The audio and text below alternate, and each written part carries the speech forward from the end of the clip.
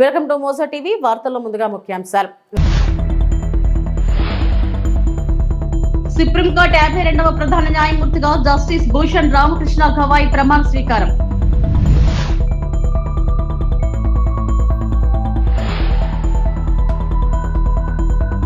వైసీపీకి ఎదురుదెబ్బ, బీజేపీలో చేరిన మండల deputy chairperson Zakia Khanam.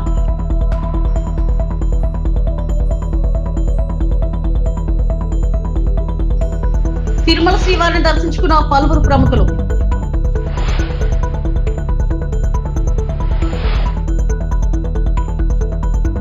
Supreme court ప్రధాన న్యాయమూర్తిగా జస్టిస్ భూషణ్ రామకృష్ణ గవాయ్ 52వ CJIగా ప్రమాణ స్వీకారం చేసిన జస్టిస్ భూషణ్ రామకృష్ణ గవాయ్తో ప్రమాణ స్వీకారం చేసిన రాష్ట్రపతి ద్రౌపది ముర్ము.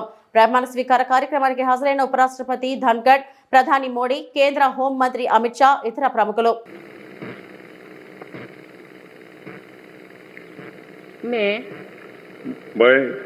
भूषण रामकृष्ण गवई जो भारत के उच्चतम न्यायालय का मुख्य न्यायमूर्ति नियुक्त हुआ हूँ, जो भारत के उच्चतम न्यायालय का मुख्य न्यायमूर्ति नियुक्त हुआ हूँ, सत्यनिष्ठा से प्रतिज्ञा करता हूँ सत्यनिष्ठा से प्रतिज्ञा करता हूँ कि मैं विधि द्वारा स्थापित भारत के संविधान के प्रति मैं विधि द्वारा स्थापित भारत के संविधान के प्रति सच्ची श्रद्धा और निष्ठा रखूंगा। सच्ची श्रद्धा और निष्ठा रखूंगा। मैं भारत की प्रभुता और अखंडता अक्षुण्ण रखूंगा।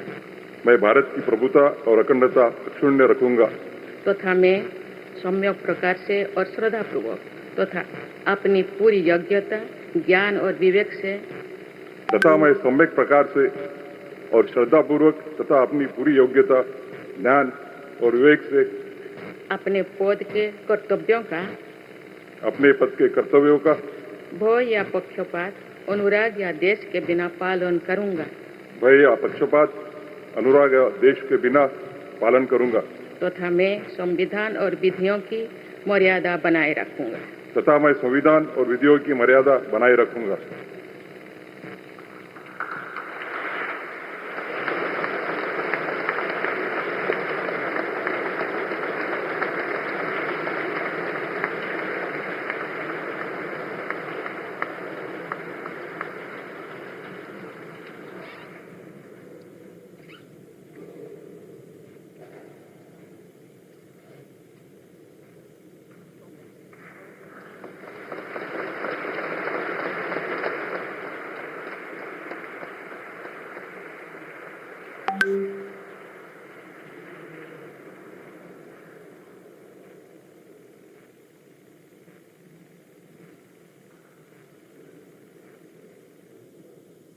వైకాపా ఎమ్మెల్సీ పదవికి రాజీనామా చేసిన మండల డిప్యూటీ చైర్పర్సన్ జకియా ఖానం బీజేపీలో చేరారు. రాజీనామా చేసిన అనంతరం ఆమె విజయవాడలోని బీజేపీ రాష్ట్ర కార్యాలయానికి వెళ్లారు. జకియా ఖానంకు పార్టీ రాష్ట్ర అధ్యక్షురాలు పురంధేశ్వరి కండువా కప్పి ఆహ్వానించారు. ఈ సందర్భంగా పురంధేశ్వరి మాట్లాడుతూ జకియా ఖానం బీజేపీలో చేరడం సంతోషమన్నారు. జకియా ఖానం మాట్లాడుతూ ప్రధాని మోడీ అందరికీ సమాన హక్కులు అమలు చేస్తున్నారని తెలిపారు. ముస్లిం మహిళలకు భరోసా ఇచ్చిన ఏకైక ప్రధాని మోడీ అని పేర్కొన్నారు. ముస్లిం మైనారిటీల నుంచి మంచి సందేశం ఇచ్చేందుకునే పార్టీలో చేరినట్లు చెప్పారు. సురేష్ రెడ్డి గారికి, ఇప్పుడు శ్రీమతి డాక్టర్ పురంధేశ్వరి గారు శాసన మండలి డిప్యూటీ చైర్మన్ జకియా గారిని పార్టీలోకి ఆహ్వానించవలసిందిగా కోరుతున్నాం.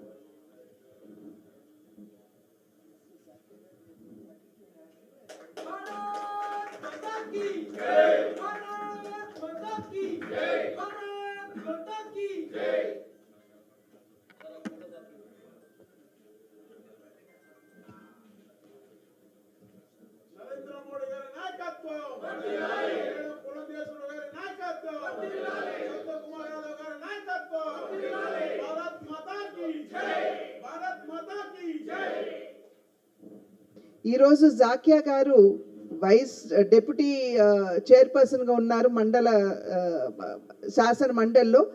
వారు వచ్చి ఇవాళ భారతీయ జనతా పార్టీ వైఎస్ఆర్సీపీకి రాజీనామా చేయటం, అదేవిధంగా వారి పదవికి రాజీనామా చేయటం చేసి భారతీయ జనతా పార్టీలోకి వారు రావడం జరిగింది. ఇవాళ జాకియా గారు పార్టీలోకి వచ్చి భారతీయ జనతా పార్టీలో చేరడం అని అంటే ఇవాళ ఖచ్చితంగా ఏదైతే ఇంతకు ముందు చెప్పాను, దేశ ప్రజలందరూ ఒక్కరే, మేము సమభావంతో మేము అందరినీ కలుపుకుంటూ ముందుకు వెళ్తాము.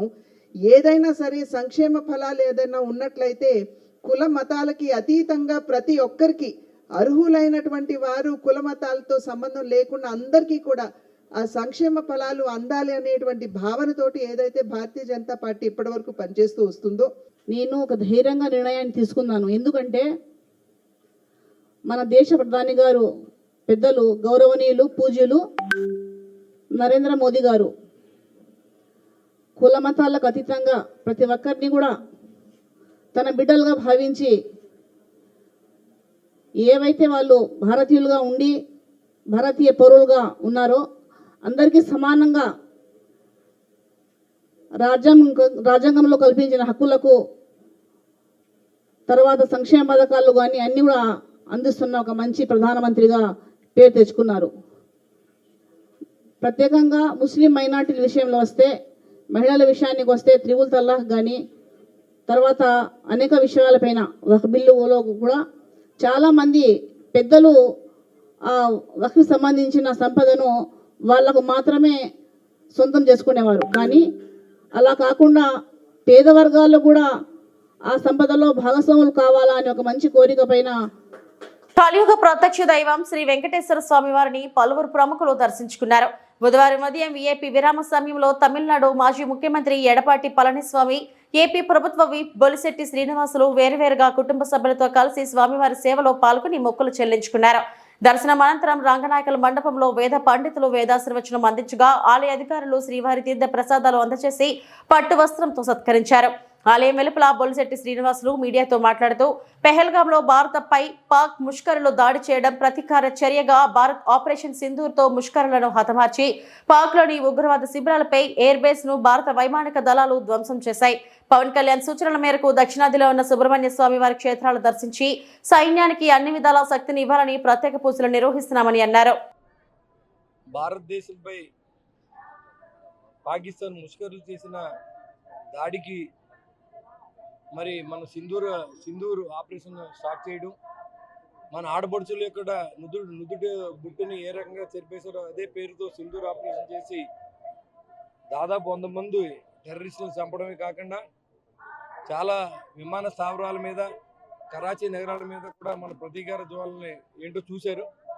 మరి ఎలాంటి దొంగ దెబ్బ తీయకుండా భగవంతుడి యొక్క ఆశీస్సులు కూడా భారతదేశ సైన్యానికి, భారతదేశ ప్రధానమంత్రికి పవన్ కళ్యాణ్ గారు ఆశయం మేరకు అన్ని చోట్ల కూడా షణ్ముఖ క్షేత్రంలో నిన్నంతా పర్యటన చేయడం జరిగింది. నాతో పాటుగా 80 శాసనసభ్యులు కర్ణాటకలో ఉన్న 2 షణ్ముఖ క్షేత్రాలని, దాంతోపాటుగా తమిళనాడులో ఉన్న 6 షణ్ముఖ క్షేత్రాలని దర్శించుకోవడం, దాదాపు 100 మంది ఒక్కొక్క కాన్స్టిట్యున్సీ నుంచి మహిళా మనులు అందరూ వచ్చి మరి భగవంతుడి ఆశీర్వాదం తీసుకుని భారతదేశ క్షేమం కోసం, ఆంధ్ర రాష్ట్ర క్షేమం కోసం మరి భగవంతుడి ఆశీస్సులు కోరుకుంటూ మరి రక్తపాతం లేని విజయాన్ని భారతదేశానికి అందించడం కోసం మరి మహాశివుడితో పాటుగా అదేవిధంగా షణ్ముఖ సుబ్రహ్మణ్య స్వామితో పాటుగా మా ఎలువేలుపైనటువంటి వెంకటేశ్వర స్వామి ఆశీస్సులు తీసుకుని ప్రపంచ శాంతి కోసం, భారతదేశంలో శాంతి నెలకొల్పడం కోసం మరి పాకిస్తాన్ ఎలాంటి దొంగ దెబ్బ తీసిన విజయం మనకు లభించే విధంగా భగవంతుడు కోరుకుని ప్రపంచ శాంతి కోసం ఈ యొక్క ధర్మక్షేత్రాలు, పుణ్యక్షేత్రాలు తిరగడం జరుగుతుంది. దాంట్లో భాగంగా ఈరోజు తిరుపతి కూడా రావడం జరిగింది. రాబోయే రోజుల్లో వెంకటేశ్వర ఆశీస్సులతో ఆంధ్ర రాష్ట్రం సుభిక్షంగా ఉండాలని, భారతదేశంలో ఎలాంటి జవాను మరణించకూడదని, వారి కుటుంబాలు ఎప్పుడు అనాథలుగా మిగలకూడదని, మరి 140 మంది కోట్ల భారతీయులందరూ కూడా ఆకాంక్ష భారతదేశానికి ఎప్పుడు విజయం. ఎప్పుడు కూడా భారతదేశం ఎవరి మీద దండయాత్రకు వెళ్ళలేదు, కానీ పాకిస్తాన్ దుర్బుద్ధితో అనేక సార్లు మన మీద దండయాత్ర చేసి ఓడిపోయిన సందర్భం మనకు తెలుసు. కాబట్టి ప్రపంచ శాంతి కోసం ఈ యాత్రను సాగిస్తాము. Thank you very much. Anakapalli జిల్లా నర్సీపట్నం గొలుగొండ మండలం రాష్ట్రంలోని అల్లూరి స్మారక మందిరానికి గుర్తింపు. 2 ఎంపీల నిధుల నుంచి 20 లక్షల కేటాయింపు. రాష్ట్రంలోని అల్లూరు స్మారక మందిరానికి ప్రత్యేక గుర్తింపు తీసుకురావాలన్న లక్ష్యంతో అవసరమైన చర్యలు చేపట్టినట్టు గౌరవ స్పీకర్ అయ్యన్న పాత్రుడు పేర్కొన్నారు. గోల్కొండ మండలం కృష్ణదేవిపేటలో ఉన్న అల్లూరి స్మారక మందిర అభివృద్ధిపై బుధవారం అధికారులు, స్థానిక ప్రజాప్రతినిధులతో పార్క్ ఆవరణలో ఆయన సమావేశం నిర్వహించారు. మరి ఈరోజు రావడానికి కారణం ఏంటంటే, అల్లూరి సీతారామరాజు గారు ఈ పార్క్ని డెవలప్ చేయడం కోసం చాలా సంవత్సరాల నుంచి మనము ప్లాన్ చేస్తున్నాం. అప్పుడు మేరీ విజయ్ కుమార్ గారు ఎంపీగా ఉన్నప్పుడు కొంత డబ్బు ఇచ్చారు. ఆ డబ్బుతో కొంతవరకు డెవలప్ చేసుకున్నాం. తర్వాత దప్పదప్పాలుగా వివిధ గ్రాంట్లు అప్పుడప్పుడు గ్రాంట్లు తీసుకొచ్చి కొంత ఈ స్థాయి వరకు తీసుకొచ్చాం మనం. అయినా సరే ఇది ఇంకా అనుకున్నంత స్థాయికి మనం తీసుకెళ్ళలేకపోయాం. ఇది ఒక నా ఉద్దేశం ఏంటంటే జిల్లాలోనే కాదు రాష్ట్రంలో అల్లూరి సీతారామరాజు గారి గురించి ఒక మంచి సెంటరు కృష్ణదేవిపేటలో ఉందన్నటువంటి గుర్తింపు రావాలన్నది నా కోరిక. అలాగే చాలా మంది సెంట్రల్ మినిస్టర్లు కూడా వచ్చారు ఇక్కడికి, కానీ అనుకున్న స్థాయికి ఫండ్స్ రాలేదు. అంచేది మొన్న నేను దీన్ని మళ్ళీ పూర్వ వైభవం తీసుకురావాలంటే, ఎక్కువ మంది టూరిస్టులు రావాలంటే, అల్లూరి సీతారామరాజు అభిమానులు నాయకులు రావాలంటే దీని ఒక మంచి టూరిజం స్పాట్గా డెవలప్ చేయాలన్నది నా ఉద్దేశం. అందుకే మొన్న టూరిజం మినిస్టర్ గారితో మాట్లాడాను. మాట్లాడితే అతను కూడా సంపూర్ణ సహకారం ఇస్తామని చెప్పి మాట ఇచ్చారు. అందుకే ఈవేళ టూరిజం డిపార్ట్మెంట్కి సంబంధించినటువంటి ఇంజనీర్లు కూడా పంపించారు. వీళ్ళంతా టూరిజం డిపార్ట్మెంట్కి సంబంధించిన వాళ్ళు. వీళ్ళేది పిలిపించారంటే, మనం పెట్టిన దానికంటే వాళ్ళకి టూరిజం కార్యక్రమాలు ఎన్నో చేశారు. ఎక్కడ లైట్ వేయాలా, ఎక్కడ మెట్లు ఉండాలా, ఎక్కడ స్పాట్ లైట్లు ఉండాలా అన్న ఐడియాలు బాగుంటుంది. అంచేది వాళ్ళు కూడా ఇవాళ రమ్మంటే వచ్చారు. అలాగే మా సోలార్ సిస్టమ్ పెట్టాలని ఇక్కడ, అంటే ఎన్ని బల్బులు వేస్తాం కాబట్టి హెవీ వోల్టేజ్ ఉంటుంది కాబట్టి కరెంట్ బిల్ ఎక్కువ వస్తుంది. మరి కరెంట్ బిల్ కట్టాలంటే మళ్ళీ ప్రతి నెల ఎవరిస్తారో అర్థం కాని పరిస్థితి కాబట్టి సోలార్ పెట్టేస్తే ఇంకా కరెంట్ బిల్ కూడా రాకుండా సోలార్ తోటి లైట్లు వెలిగి పరిస్థితి వస్తాను ఉద్దేశం పెట్టి సోలార్ కూడా పెట్టాలని చెప్పి డిసైడ్ చేసాం. అంటే సోలార్ అతను కూడా ఇచ్చారు చూసి పెట్టడానికని. ఈ రెండు ఏర్పాటు చేయడం కోసం ఇవాళ ప్లాన్ చేసి వాళ్ళు కూడా ఒకసారి చూసి చేస్తే రేపు 2-3 నెల 10-15 రోజుల్లో డిజైన్ చేస్తారు. డిజైన్ ప్రకారంగా ఒక్కొక్క కార్యక్రమం చేయాలన్నది నా అభిమతం. రెండోది ఎప్పుడు చెప్పాను, స్కూల్ పిల్లలకు కూడా ఇది అలవాటు చేయాలి. అనకాపల్లి జిల్లాలో ఉన్న స్కూల్ పిల్లలందరూ కూడా అల్లూరి సీతారామరాజు ఆదివారం పూట సెలవుల పూట వచ్చి వాళ్ళు కూడా అల్లూరి సీతారామరాజు అంటే చెప్పడానికి బాగుంటుంది కాబట్టి ఆ పిల్లలకు కూడా సదుపాయం, వాళ్ళు వస్తే భోజనం చేయడానికి ఒక డైనింగ్ హాలు, టాయిలెట్స్ ఇవన్నీ ఉండాలని చెప్పి నిర్ణయం తీసుకొని దాన్ని కూడా బాగు చేయాలని చెప్పి నిర్ణయం తీసుకోవడం జరిగింది. అయితే ప్రభుత్వం టూరిజం డిపార్ట్మెంట్ ద్వారా డబ్బులు కేటాయింపు చేస్తామని చెప్పి మాట ఇచ్చారు నాకు. అయినా సరే దాని మీద నేను ఆధారపడలేదు. ఆధారపడకుండా ఎంపీలు, రాష్ట్రంలో ఉన్న ఎంపీలు చాలామంది 10 మంది వరకు నాకు స్నేహితులు ఉన్నారు, బాగా ఫ్రెండ్స్ 10 మంది దాకా ఉన్నారు. వాళ్ళందరితో మాట్లాడాను నేను. లెటర్స్ కూడా రాశాను అందరికి 10 మందికి. నాతో బాగా క్లోజ్గా ఉన్న ఎంపీలు ఉన్నారు. ఆ 10 మందికి ఉత్తరాలు రాసి అలాగే అల్లూరి సీతారామరాజు పార్క్ ఉంది మా దగ్గర, వీళ్ళందరూ కూడా సహకారం, ఎంపీ డబ్బులు ఉంటే వాళ్ళ దగ్గర ఎంపీ లాట్స్ మాకు ఇవ్వండి అని చెప్పి రిక్వెస్ట్ చేశాను. అయితే సెంట్రల్ గవర్నమెంట్ ఈ మధ్యకాలంలో పూర్వం లేదు కానీ ఈసారి కొంచెం రిలాక్సేషన్ ఇచ్చారు. ఎంపీ అన్నవాడు అతనికి ప్రతి సంవత్సరం కూడా 5 కోట్ల రూపాయలు వస్తుంది ఎంపీకి. పూర్వం జీవో ఏంటంటే ఆ 5 కోట్ల రూపాయలు తన నియోజకవర్గంలోనే ఖర్చు పెట్టాలి. కానీ ఈ సంవత్సరం కేంద్ర ప్రభుత్వం ఒక రిలాక్సేషన్ ఇచ్చారు. ఆ 5 కోట్ల రూపాయలు 10% రాష్ట్రంలో ఎక్కడైనా ఇవ్వచ్చు ఎంపీ. ఆ జీవో మొన్న వచ్చింది. ఆ జీవో చూసిన తర్వాత ఎంపీలందరికీ లెటర్లు రాశాను, 10 మందికి రాశాను. ఈ జీవో వచ్చింది కాబట్టి ఆ 10% ఏదైతే ఇతర రాష్ట్రాలు మిగతా నియోజకవర్గంలో ఇమ్మన్నారో అల్లూరి సీతారామరాజు గమ్మని చెప్పి నేను అందరికీ 10 మందికి లెటర్లు రాశాను. ఆ 10 మందిలో 2 ఎంపీలు ఆల్రెడీ శాంక్షన్ ఆర్డర్ ఇచ్చారు.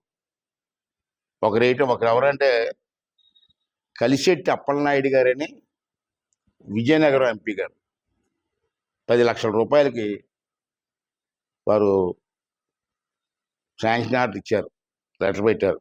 అకాల వర్షాల కారణంగా కొనుగోలు కేంద్రంలో వడ్లు కొట్టుకుపోయాయి. దిక్కుచోతని స్థితిలో ఆహార సరఫరాదారులు ములుగు జిల్లా ఏటూరు నాగారం మండలం గోకబెల్లి గ్రామంలో అకాల వర్షానికి కొనుగోలు కేంద్రంలో అమ్మకానికి కొనుగోలు కేంద్రానికి తెచ్చిన వడ్డీ బస్తాలు వరదల్లో కొట్టుకుపోవడంతో ఆహార సరఫరాదారులు కన్నీరు మున్నీరవుతున్నారు. సరైన సమయంలో ధాన్యం కొనుగోలు చేస్తే ఈ నష్టం జరగదు. తమను తాము కాపాడుకోవాలని రైతులు ఆవేదన వ్యక్తం చేస్తున్నారు.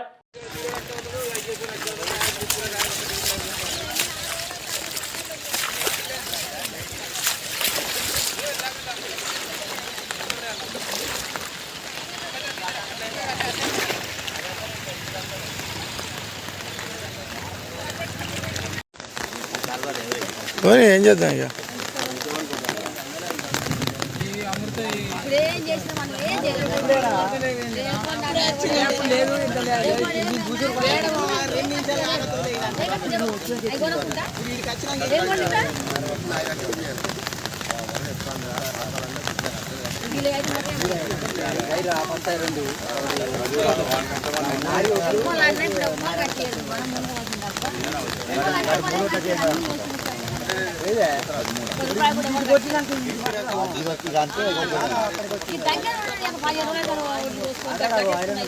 అనకాపల్లి జిల్లా నర్సీపట్నం నియోజకవర్గం నాథవరం మండలం సుందరకోట పంచాయతీలో గల బమ్మడిలందు గ్రామంలో జరుగుతున్న లైట్ రైల్ అని చెప్పబడి బాక్సైట్ తవ్వకాలపై గతంలో కలెక్టర్ కు ఫిర్యాదు ఇవ్వడం జరిగింది. ఈ సందర్భంగా మాజీ ఎమ్మెల్యే గణేష్ మాట్లాడుతూ గతంలో లైట్ రైల్ తవ్వకాలపై కలెక్టర్ కి ఫిర్యాదు ఇచ్చినా కలెక్టర్ స్పందించలేదని ఈ వీడియో మీడియా ద్వారా తెలియపరిచారు. దాని మీద చర్యలు తీసుకోవాలని చెప్పి అడిగాం. అలాగే మరి ఇంకోటి ఏంటంటే ఆదివాసీ హక్కుల ఉల్లంఘన జరుగుతుంది కనుక దాని మీద చేయాలన్నాం. అలాగే ఎన్జీటీలో పెండింగ్ ఉంది కనుక దాని మీద చర్యలు తీసుకోవాలని చెప్పి గౌరవ కలెక్టర్ గారికి ఏం చేసాం అంటే దీని మీద వెంటనే ఈ మైనింగ్ ఆపాలి, అక్రమంగా తవ్వుతున్నారు కనుక దీని మీద చర్యలు తీసుకోండి అని చెప్పి అంటే వాళ్ళకి మాకు ఎగ్జామ్మెంట్ కూడా ఇవ్వడం జరిగింది. ఎప్పుడంటే 13/5 అంటే నిన్న 15 రోజులకి నిన్నటితో గడువుతే ఇచ్చారు. అంటే నిన్న మాకు ఇవ్వాలి, అంటే ఈ రోజు కూడా నిన్న అయినప్పుడు కూడా నిన్న ఇవ్వాలి. ఇప్పుడు 15 రోజులు అయినప్పుడు కూడా కలెక్టర్ గారు ఏ విధమైన చర్యలు తీసుకోలేదు. అంటే ఈరోజు నిజంగా కానీ మేము ఇచ్చిన వెంటనే గౌరవ కలెక్టర్ గారు మర్నాడే వెళ్ళి వెరిఫై చేసి అక్కడ ఆపుంటే ఈ 15 రోజులు అయ్యేది కాదు. వారు ఆపకపోవడం వల్ల, స్పందించకపోవడం వల్ల కలెక్టర్ గారు ఏమైందంటే ఈ 15 రోజులకి ఎంత ఏంటంటే రోజుకి 1.5 చొప్పున 22,50,00,000 రూపాయలు దోపిడీ జరిగింది. అంటే గౌరవ కలెక్టర్ గారు దీన్ని స్పందించకపోవడం వల్ల మరి 22.5 కోట్ల రూపాయలు మరి ఈ విధంగా దోపిడీ జరిగిందని చెప్పి మీ ద్వారా తెలియపరచడం జరుగుతుంది. ఇంకోటి ఏంటంటే ఏదైతే 2022లో అక్కడ జరిగిందో అప్పుడు లాటరైట్ తాలూకా కాస్ట్ ఎంత అంటే సుమారుగా ఒక టన్నుకి 702 రూపాయలు. అంటే ఈ వే బిల్ అని చెప్పి ఉంది, అప్పుడు తీసుకున్నాం మనం. ఒక టన్నుకి గత ప్రభుత్వంలో టన్నుకి 702 రూపాయలు. మరి ఇప్పుడు చూస్తే ఇదే లాటరైట్ ఇదే గవర్నమెంట్లో ఇది వే బిల్ తీసుకుంటే ఇప్పుడు ఎంత అంటే ఇది వేదాంత కంపెనీకి వెళ్తుంది, అల్యూమినియం ఫ్యాక్టరీకి. అంటే అల్యూమినియంకి వెళ్తుందంటే బాక్సైట్ వెళ్తుంది. ఇది ఎంత అంటే ఇప్పుడు 3,725 రూపాయలు ఈ బిల్ వచ్చింది, వే బిల్. అంటే అప్పట్లో 702 ఉంటే టన్ను, ఇప్పుడు 3,725 రూపాయలు. అంటే గతంలోని చంద్రబాబు గారు మాట్లాడారు, అయినపతి గారు మాట్లాడారు. ఏమన్నారంటే 15,000 కోట్లు దోపిడీ చేస్తున్నారని చెప్పి అన్నారు అయినపతి గారు, చంద్రబాబు గారు కూడా. అంటే 702 రూపాయలు టన్నుకే 15,000 వేస్తే ఇప్పుడు 3,725 రూపాయలు, అంటే 5 రెట్లు ఎక్కువ. అంటే దీన్ని బట్టి చూస్తుంటే అప్పుడు 15,000ది ఇప్పుడు 75,000 కోట్ల రూపాయలు దోపిడీ జరుగుతున్న సంగతి వాళ్ళే చెప్తున్నారు. ఎందుకంటే అప్పుడు 15,000 ఇప్పుడు 75,000 అయింది. అంటే ఒకటే అడుగుతున్నారు, ఆ రోజు అక్రమం అని చెప్పి గోలగోలు చేసిన వాళ్ళు ఇప్పుడు సక్రమంగా ఉంది, లాటరైట్ తవ్వుకొచ్చి అని చెప్పి ఆ విధంగా అయినపతికి దోపిడీ చేయడం ఎంతవరకు కరెక్ట్ అని చెప్పి సందర్భంగా అడుగుతున్నాను. అంటే ఒకటే చెప్తున్నా, ఈరోజు అయ్యన్నపాత్రుడు 2,000 కోట్లు సుమారుగా 2,000 కోట్ల 2,160 కోట్ల రూపాయలు ఇది కేవలం లాటరైట్ మీద దోపిడీ జరుగుతుంది. ఈ 4 సంవత్సరాల్లో 2,000 కోట్ల రూపాయలు దోపిడీ చేస్తారు. ఇది ఇంకా చాలా ఉన్నాయి, రోలుగొండ క్వారీలు ఉన్నాయి, ఇంకా చాలా మంది దాని మీద 100 కోట్లు ఉన్నాయి. ఇవన్నీ కూడా మరి త్వరలోనే మళ్ళీ ఒకసారి కూర్చొని వాటి గురించి చెప్తాం. కేవలం లాటరైట్ మీద 2,000 కోట్ల రూపాయలు అయ్యన్నపాత్రుడు దోపిడీ చేస్తానని చెప్పి మీ ద్వారా తెలియపరుస్తూ ఇప్పటికైనా సరే అయ్యన్నపాత్రుడు ఒకటే చెప్తాం, ప్రతిపక్షంలో ఉన్నప్పుడు ఒకలా మాట్లాడడం, మరి అధికారులు ఉన్నప్పుడు ఒకలా చేయడం మానుకోవాలని చెప్పి సందర్భంగా తెలియపరుస్తూ మరి మీ ద్వారా ఈ నియోజకవర్గ రాష్ట్ర ప్రజలందరూ కూడా మరి 2,000 కోట్ల రూపాయలు నర్సీపట్నం జిల్లా దోపిడీ సంగతి మీ ద్వారా తెలియపరుస్తూ నమస్కారం తెలుపుకుంటాను. భద్రాద్రి జిల్లాలో తెలుగుదేశం స్థానిక ఎన్నికల్లో క్రియాశీలక పాత్ర పోషిస్తుంది. టీఎన్టీసీ అధ్యక్షులు హరిప్రసాద్ 14వ ఐటీసీ పీఎస్పీడీ కార్మికుల వేతన ఒప్పందం ఎన్నికల్లో వరుసగా రెండోసారి గెలుపు బావుట ఎగరవేసిన నేపథ్యంలో ఆంధ్రప్రదేశ్ ముఖ్యమంత్రి చంద్రబాబు నాయుడు ఆహ్వానం మేరకు బుధవారం బూర్గంపాడు మండలం నుండి కార్మిక సంఘం నేతలు పలువురు గుంటూరు ర్యాలీగా బయలుదేరారు. ఈ సందర్భంగా పోటు రంగారావు హరిప్రసాద్ మాట్లాడుతూ తెలంగాణ రాష్ట్రంలో గతంలో టీఆర్ఎస్ ప్రభుత్వ సమయంలో, ప్రస్తుత కాంగ్రెస్ ప్రభుత్వం సమయంలో కూడా 2 సార్లు తెలుగుదేశం పార్టీ అనుబంధ యూనియన్ టీఎన్టీయూసీ గెలుపొందడం జరిగిందని, రాబోయే రోజుల్లో స్థానిక ఎన్నికల్లో టీడీపీ కీలక పాత్ర పోషిస్తుందని, కూటమి ఏర్పాటు చేసి స్థానిక ఎన్నికల్లో కూడా పోటీలో ఉంటుందని పేర్కొన్నారు. కార్మికుల సమస్యలు పరిష్కరించడంలో టీఎన్టీయూసీ ముందుందని, రాబోయే రోజుల్లో కూడా కార్మిక సమస్యలు పరిష్కరించడంలో పెద్దన్న పాత్ర పోషిస్తుందని పేర్కొన్నారు. అదేవిధంగా 14వ ఎన్నికలు, 14వ వేతన ఒప్పందానికి జరిగినటువంటి 14వ ఎన్నికల్లో కూడా మరలా కార్మికులు టీఎన్టీసీ మిత్రపక్షాలకి 60 ఓట్ల పైగా మెజారిటీతో పట్టం కట్టడం జరిగింది. ఇదంతా కూడా టీఎన్టీయూసీ కోట్రంగారావు గారి నాయకత్వంలో వారు ఎన్నో సంక్షేమ కార్యక్రమాలు చేయడం జరిగింది. ఆ తదనంతరం వచ్చినటువంటి నాయకత్వంలో మా టీము ఐకమత్యంతో, మా టీం అందరూ కూడా కృతనిశ్చయంతో పనిచేయటం వల్ల రెండవసారి ఈ మన మిల్లులో టీఎన్టీసీ జయకేతనం ఎగరవేయడం జరిగింది. ఇక్కడ టీఆర్ఎస్ పార్టీ అధికారంలో ఉన్నప్పుడు టీఎన్టీసీ గెలిచింది, కాంగ్రెస్ పార్టీ అధికారంలో ఉన్నప్పుడు టీఎన్టీసీ గెలిచింది. తెలుగుదేశం పార్టీ టీఎన్టీసీ బలంగా ఉన్నటువంటి ఏరియాలో రాబోయే రోజుల్లో కూడా ఒక కూటమి ఫామ్ చేసి లోకల్ ఎన్నికల్లో కూడా ముందుకెళ్లాల్సిన అవసరం ఎంతైనా ఉందని చెప్పి తెలియజేస్తూ, తెలుగుదేశం పార్టీ జాతీయ అధ్యక్షులు శ్రీ నారా చంద్రబాబు నాయుడు గారు ఈ గెలుపును ఉద్దేశించి మమ్మల్ని, మా టీంని ఈరోజు సాయంత్రం 5 గంటలకి పార్టీ ఆఫీస్కి, జాతీయ పార్టీ కార్యాలయం గుంటూరు మంగళగిరికి రావాల్సిందిగా వారు ఆదేశించడం జరిగింది. ఈ రోజు నాడు సుమారుగా 200 మంది పైగా తెలుగుదేశం పార్టీ, అత్యధిక సంఖ్యలో టీఎన్టీసీ కార్యకర్తలు, మేము సైతం టీఎన్టీసీ వెంటనే యావత్ కార్మిక లోకం కథం తొక్కుతూ గుంటూరుకి పయనం అవుతా ఉన్నాం. టీఎన్టీసీ యూనియన్ తెలుగుదేశం పార్టీ అనుబంధ సంఘం ఆనాడు ఎన్టీఆర్ గారు పార్టీ స్థాపించిన మొట్టమొదటి రోజుల్లోనే 1983లో మొట్టమొదటిసారిగా ఇక్కడ గెలుపొందడం జరిగింది. ఆ తదుపరి నుండి 8 సార్లు 14 సార్లు ఎన్నికలు జరిగితే 8 సార్లు టీఎన్టీసీ విజయకేతనం భారీ మెజార్టీతో ఇక్కడ గెలుపొందడం జరిగింది. తెలంగాణ రాష్ట్రంలో తెలుగుదేశం పార్టీ కొద్దిగా బలహీనంగా ఉన్నప్పటికీ కూడా ఇక్కడ కార్మిక వర్గం మొత్తం కూడా తెలుగుదేశం పార్టీని ఆదరించి యూనియన్కి అత్యంత మెజారిటీతో పట్టం కట్టారు. దీంతో రాష్ట్ర తెలుగుదేశం పార్టీలో కూడా హర్షాతిరేకాలు వ్యక్తమై దీన్ని మా పార్టీ అధినేత నారా చంద్రబాబు నాయుడు గారి దృష్టికి కూడా వెళ్ళటం జరిగింది.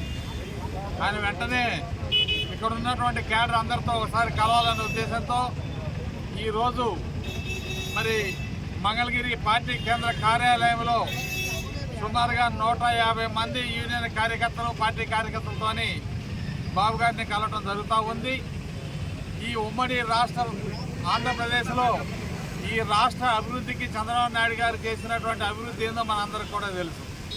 అదే స్థాయిలో ఆంధ్ర రాష్ట్రంలో కూడా విజయం సాధించి తిరిగి అమరావతిని కూడా హైదరాబాద్ స్థాయిలో తీసుకెళ్ళడానికి ఆయన నిరంతరం పనిచేస్తూ ఉన్నారు.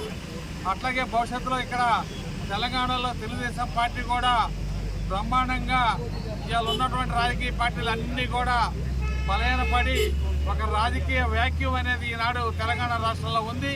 రాబోయే రోజుల్లో తెలంగాణ రాష్ట్రంలో కూడా తెలుగుదేశం పార్టీ మిత్రపక్షాలు కలిసి అధికారంలో కూడా ఖచ్చితంగా వస్తాయని చెప్పేసి మేము తెలియజేస్తా. ఈనాడు ఉన్నటువంటి కేడర్ నాయకులతో అందరితో పాటు కూడా బాబు గారిని కలిసినటువంటి విజయాన్ని ఆయనతో పాటు పాల్పంచుకోవడానికి వెళ్తా ఉన్నాం. జై తెలుగునాడు, జై చంద్రబాబు నాయుడు. కర్నూలు జిల్లా అదోని రైల్వే స్టేషన్లో అమృత రైల్వే స్టేషన్ పేరుతో జరుగుతున్న నిర్మాణాల్లో నాసిరక పనులు జరిగితే రాజీ పడేది లేదని BJP Adoni assembly co convener Nagaraju Goud స్పష్టం చేశారు. మంగళవారం అమృత రైల్వే స్టేషన్ పనులను బీజేపీ నాయకులు పరిశీలించారు. ఈ సందర్భంగా వారు మాట్లాడుతూ ప్రధానమంత్రి నరేంద్ర మోడీ బ్రిటిష్ కాలంలో నాటి రైల్వే స్టేషన్లను ఆధునీకరణ చేయాలని సదుద్దేశంతో ప్రయాణికులకు మెరుగైన సౌకర్యాలు కల్పించాలని సంకల్పంతో దేశవ్యాప్తంగా వందలాది రైల్వే స్టేషన్లో అమృత రైల్వే స్టేషన్ పేరుతో ఆధునీకరిస్తున్నారని అన్నారు. ఈ కార్యక్రమంలో మండల అధ్యక్షులు నాగార్జున, మహదేవ్, చెన్నబసప్ప, సన్నప్ప, కోసిగియా తదితరులు పాల్గొన్నారు. కూడా దీని మీద విచారణకు జిల్లా గౌరవ కలెక్టర్ గారు ఆదేశించకపోవడము చాలా అనుమానాలకు తావిచ్చేటువంటి అవకాశం కలుగుతుంది. ఎందుకంటే అక్షరాల 2558 ఇళ్ళు పూర్తయినట్లు ప్రభుత్వ లెక్కల్లో చూపిస్తున్నప్పటికీ కొన్ని వేల కోట్ల రూపాయలు నిధులు దుర్వినియోగం అవుతున్నప్పటికీ కూడా ప్రభుత్వ యంత్రాంగము గత ప్రభుత్వంలో చేసిన అధికారుల యొక్క తప్పులను వెనుక వేసుకొని రావడానికి ఏమైనా ప్రయత్నం చేస్తున్నారా అని భారతీయ జనతా పార్టీ ప్రశ్నిస్తుంది. అదే రకంగా ఆ ప్రభుత్వ హయాంలో జగనన్న అన్యాయులుగా కాంట్రాక్టర్ తీసుకున్నటువంటి కాంట్రాక్టర్ను బ్రతికించడానికి, కాంట్రాక్టర్ను వెనుక వేసుకొని రావడానికి, లేకపోతే కాంట్రాక్టర్ కొమ్ము కోయడానికి, కొమ్ము మోసేందుకు ఏదైనా అధికార యంత్రాంగము పనిచేస్తుందా అని సందర్భంగా నేను ప్రశ్నిస్తున్నాను. చూడండి, నిరుపేదల కోసము 2,50,000 రూపాయలు కేంద్ర ప్రభుత్వం ఇస్తే నిర్మాణానికి వాడినటువంటి మెటీరియల్, నిర్మాణానికి వాడినటువంటి సిమెంటు, నిర్మాణానికి వాడినటువంటి ఇసుక, నిర్మాణానికి వాడినటువంటి ఇసుక బెడ్డ అన్నీ కూడా నాణ్యత లోపంగా ఉన్నటువంటి పరిస్థితి ఈరోజు ఇక్కడ మనం చూస్తున్నాం. అదేవిధంగా వేసినటువంటి ఆ టాప్ అన్నీ కూడా వంకర టింకరగా ఉన్నాయి. వీటి మీద అప్రూవల్ ఇవ్వాల్సినటువంటి అధికారులు చూసి ఇచ్చినట్లు వివరించినటువంటి సందర్భం వల్లనే ఇవన్నీ కూడా జరిగాయని మా దృష్టికి వచ్చాయి. కాబట్టి గత ప్రభుత్వంలో ఎవరైతే ఈ ఇళ్ల నిర్మాణంలో హస్తం ఉన్నటువంటి అధికారులందరినీ కూడా బేషరతుగా విచారణ చేసి వాళ్ళందరినీ కూడా సస్పెండ్ చేయాలని భారతీయ జనతా పార్టీ డిమాండ్ చేస్తుంది. ఎందుకంటే నిరుపేదల కోసము, నిరుపేదలందరికీ కూడా ఇల్లు నిర్మించాలని ఏదైతే ప్రధానమంత్రి గారి కళ ఉందో ఆ కళను నెరవేర్చకుండా ఆ కళకు వ్యతిరేకంగా పనిచేసినటువంటి అధికార యంత్రాంగం అందరి మీద కూడా బేషరతుగా క్రిమినల్ కేసులు పెట్టి, అదేవిధంగా ఎవరైతే కాంట్రాక్టర్ ఉన్నారో, ఎవరైతే లబ్ధిదారుల తరఫున మేము ఇల్లు కట్టిస్తామని ముందుకు వచ్చినటువంటి కాంట్రాక్టర్ ఈరోజు అసలు నాణ్యత లోపంతో మనం చూస్తున్నాం. ఈ బిల్డింగ్ చూస్తే చూడండి, అన్ని ప్యాచులే. ఈ డోర్ దగ్గర డోర్ పెట్టి 4 వేసి 3 నెలలు అయింది. ఈ డోర్ దగ్గర 3 నెలలు చూడండి, సిమెంట్ ఇట్లా కొడితే పడిపోయేటువంటి పరిస్థితి ఈరోజు కనిపిస్తుంది. అంటే ఎక్కడ చూసినా అసలు పూర్తి స్థాయిలో పూర్తిగా అధికార యంత్రాంగము దీని మీద మోనిటరింగ్ చేయాల్సినటువంటి అధికారుల యొక్క విఫలం వల్లనే ఇది జరిగిందని గత ప్రభుత్వంలో మా భారతీయ జనతా పార్టీ తరఫున ఆరోపిస్తున్నాం. కాబట్టి గత ప్రభుత్వంలో ఉన్నటువంటి హౌసింగ్ అధికారులు ఎవరైతే ఉన్నారో, కింది స్థాయి అధికారి నుంచి పీడీ వరకు, జిల్లా స్థాయిలో పీడీ ప్రోగ్రామ్ డైరెక్టర్ వరకు కూడా అందరినీ కూడా బాధ్యులుగా ఈ యొక్క ఇళ్ల నిర్మాణంలో చేయాల్సిన అవసరం ఎంత ఉంది. కాబట్టి వెంటనే ఈ యొక్క ఆదోనిలో, ఎస్పెషల్ ఆదోనిలో జరిగిన ఇళ్ల నిర్మాణంలో, థర్డ్ పార్టీ ద్వారా జరిగిన ఇళ్ల నిర్మాణంలో అవినీతి అక్రమాలకు పాల్పడినటువంటి అధికార యంత్రాంగంతో పాటు కాంట్రాక్టర్ని కఠినంగా శిక్షించాల్సింది ఎంతైనా అవసరం ఉందని భారతీయ జనతా పార్టీ డిమాండ్ చేస్తుంది. కావున ఆ దిశగా ప్రస్తుతం ఉన్నటువంటి కూటమి ప్రభుత్వంలో ఉన్నటువంటి అధికారులందరూ కూడా ఆదోనిలో జరిగిన నిర్మాణాలపైన, ఆదోనిలో జరిగినటువంటి ఇళ్ల నిర్మాణంలో జరిగినటువంటి అవకతవకలు అయితే ఏవైతే ఉన్నాయో, ఈ స్కామ్ అయితే ఏదైతే ఉందో, ఈ స్కామ్ మీద వెంటనే అవసరమైతే సిబిఐ విచారణకు కూడా సిఫారసు చేసి ఈ యొక్క నిర్మాణంలో పూర్తి స్థాయిలో విచారణ జరిపి పిడుగుపడి గొర్రెల కాపరి మృతి. కర్నూలు జిల్లా ఆదోని నియోజకవర్గం ఆలూరు మండలం ములుకుందం గ్రామానికి చెందిన గోవిందు వలస జీవిగా నాగనాథన హల్లి గ్రామానికి వచ్చి గొర్రెల కాపలాల పనికి నిమగ్నమయ్యాడు. అయితే అకస్మాత్తుగా పిడుగుపడి అతను అక్కడికక్కడే ప్రాణాలు కోల్పోయాడు. ఈ ఘటనలో అతనికి చెందిన 5 గొర్రెలు 5 మేకలు కూడా మృతి చెందాయి. గోవింద్కు భార్య రంగవేణి, పిల్లలు శ్రీనాథ్, నిశాంత్, 2 పిల్లలు ఉన్నారు. ఆ కుటుంబం ఒకే ఒక్క జీవనాధారం కోల్పోయింది. కుటుంబాన్ని పోషిస్తూ వచ్చిన గోవింద్ మరణంతో వారి జీవితం అంధకారంలోకి వెళ్ళింది. గ్రామస్తులు ఘటనా స్థలానికి చేరుకొని కుటుంబాన్ని ఓదార్చారు.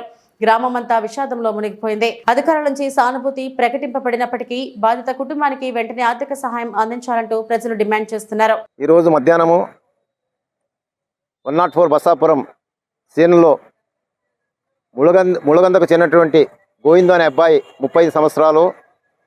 ఆయనకు గొర్రెల కాపరాలకు పోయి సేను ఉన్నప్పుడు ఒక ముసలాయన, ఈ గోవింద్ అనే పిల్లోడు ఇద్దరు ఆడ కూర్చున్నప్పుడు ముసలాయన బాగున్నాడు, ఈయనకు సడన్గా చనిపోవడం జరిగింది పిడుగుపడి. అయిన తర్వాత అక్కడ ఉన్నటువంటి కొంతమంది అంబులెన్స్ ఫోన్ చేస్తే కూడా ఎవరు రాలేదు, అంబులెన్స్ రాలేదు. ఇక్కడ చాలామంది చాలా బాధపడుతున్నారు. అక్కడ బసాపురంలో ఉన్నటువంటి ఒక రైతు సోదరుడు మానవత్వ దృష్టిలో పెట్టుకుని ట్రాక్టర్ తీసుకుని ఆ గోవింద అనే పిల్లవాడిని తీసుకొచ్చి అడ్మిట్ చేయడం జరిగింది. నేను ఒకటే డిమాండ్ చేస్తున్నా, అంబులెన్స్ వాళ్ళు ఎందుకున్నారు?